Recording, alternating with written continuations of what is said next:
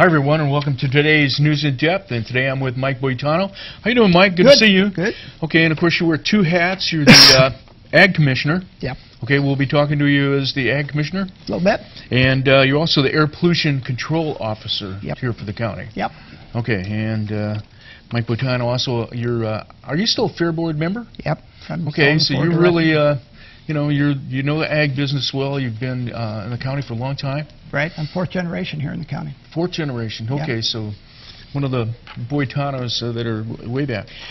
Any relation to Supervisor Boitano? Or different family? You know, he calls me his wants you in his family? Nephew and stuff, but we haven't found the connection yet. But, you know, okay. Sure, if we go back far enough, we might find something. But as we know it now, no relation. All right, so agriculture's in your roots. Yeah. It's either agricultural or mining, you know, from around this area, probably originally. Let's start off with some good news. You know, as Air Pollution Officer, ozone is, it used to be always in the news as the big word, ozone, because I guess it's has a lot to do with smog. It's a precursor to smog. That's why the state health, both environmental and health to people, want to curtail it as much as possible because it's the major ingredient. Okay, and it's bad for health. Yeah, and I believe ozone. When I was a little kid, I used to smell my electric train when I was running, like it, yeah. And that odor that was coming out, you know, you could smell it, and that was basically that electric motor was producing ozone at the time, right? Right. And ozone's kind of a heavy molecule. It takes a long time to get up in the atmosphere. But I do believe it's been linked to, like you say, the hole in the, I believe they call it the ozone hole, probably. Yeah, there's a layer of ozone in the atmosphere that smog and everything kind of deteriorates, and it's all precursor to, you know, causing bad things. Okay, so in greenhouse gas as well. Greenhouse well, gas. Give us the good news. We started going there. Just a little bit of history back here. Dealing with ozone. Calaveras County and Amador County were combined in state size way back when they made us together. So they were looking at our figures that we get out of here, that we have a testing station here at DMV on the roof there. Okay. Calaveras had one over there, and I'm assuming it's the same place, DMV over there. Anyhow, about 3 years ago, about the time I came to work for the Air District, ARB, the State Air Resources Board staff, came to me and said, well, we're looking at your figures and Calaveras' figures, and we see that yours are pretty close to being in attainment, if not in attainment at times. So we're going to petition federal EPA to split the two counties so that we stand on our own. Okay. And that happened. So we're, for the 2008 standards, which is 0.075 parts per million, excuse me, we will be in attainment. And the good news for us, the county, is it proves that shows that our air is good to breathe and live in, but it also takes away a lot of the regulations we would have had to put in. If we weren't in attainment, we would have to initiate a program by which we were to get into attainment, and that could have been anything from you know, smog checks annually, to more regulations on business and stuff like that they can, you know, generators and that stuff, you know, having to bring them up to speed quicker than what the process is now, to maybe even if it really got real bad, to limit the time cars could drive and all that. But the good news is we're fine, we're in attainment, and you know, so. Yeah, it's a good deal. And like you and I were talking earlier too, a lot of our smog or our ozone can come in from the San Joaquin Valley and stuff like that. So, you know, there was not going to be a lot we could do. And right, I think that was a kind of you know, not an issue, but a point that was trying to be made is that the prevailing winds come up from Amador, from the San Joaquin, Sacramento, Stockton. Yeah. I think you said probably we get most of our air from the Stockton area. So in a way, Stockton must be getting in better shape as well, I would think, if since we share their air. Right.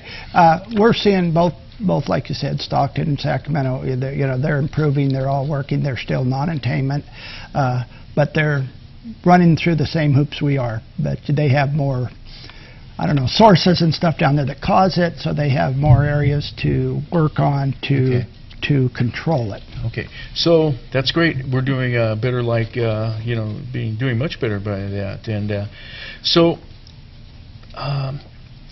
let's talk maybe a little bit about AB 32 as an air control officer. As the greenhouse gas initiative, I guess Right. it was what it was called and stuff like that.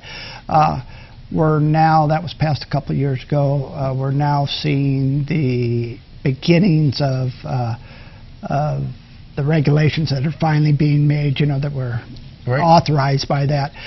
Right now, we don't have many of them that are affecting us directly, as an air district, but we all, any new source, new project that comes in, in our review process, we have to take those into consideration. Has that review process been in CEQA, air quality? Well, Is that new to there? No, it's part of CEQA, and it's part of the EIRs now and everything that they have to look at air quality, what the effect, whatever the project is, whether it's a new road to a power plant to a quarry, whatever, we have to look at how that's going to affect the air and stuff. Okay, so that's a new development, a new building. Mm-hmm. With the stuff that's already in place, is grandfathering involved in that, or No. you have to look at that as well? No, they're all, everything we look at, we look at it all. Okay. And they're permitted through us. So what we're looking at, say, just a quarry, say, they've got engines out there running. Some of them are gas, on loaders and stuff. Some of the shakers and equipment are Right. all electrical sometimes. But if they're gas, they have to be at a certain tier level, 3 or 4 now. Is that like you would go out and do like a smog check kind of a thing? Basically, we go out and we'll look and make sure that the equipment we have listed or permitted is still Okay. there. All right. If we have had them, a wet system, in other words, water sprinkling on the conveyor belts and stuff like that, keep dust down, particles down, everything is working. Make sure they haven't changed something out and haven't notified us and stuff like that. Okay, and I do believe I've heard before that like generators in the county. Backup generators, generators. and even like I said, on some of these pits and stuff like that, they'd have a big generator, and then everything else would be electric. Backup generators that water agency has a lot of them. Buildings have a lot of them. The sheriff's office has one. The CAC building has one. All those that are emergency, we go in and look at those. I would imagine your department, you know all of most of this equipment, or all this equipment. Has this been had to be permitted before? Is that how you have know why? Yeah, what's in the areas? Everything pretty much was permitted. In place. In place.